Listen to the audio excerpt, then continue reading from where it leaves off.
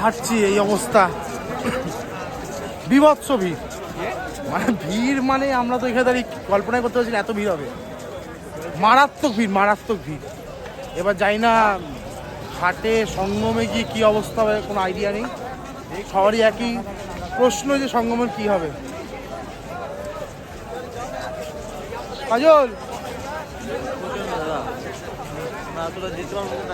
যেতে পারবো মানে যেতে হবেই, পারবো মানে কি নেগেটিভ চিন্তা রাখলে হবে না। আমরা 800-900 কিলোমিটার গাড়ি চালিয়ে আমরা ভেবেছিলাম ওখানে যেটু রেস্ট নেবো, রেস্ট নেওয়া হবে না, সেটা মনে আর হবে না। না রেস্ট নেওয়া হবে না। একবার জাস্ট ঘুরিয়ে দেখিয়ে দাও। দেখিয়ে দিচ্ছি ঘুরিয়ে কি অবস্থা, কি অবস্থা আছে দেখিয়ে দাও।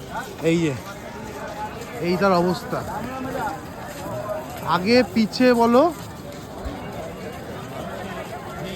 ঢাল একদম এই কন্ডিশন। সব কুম্ভ স্নান করতে যাচ্ছে, সবাই পূর্ণ করতে যাচ্ছে। পূর্ণ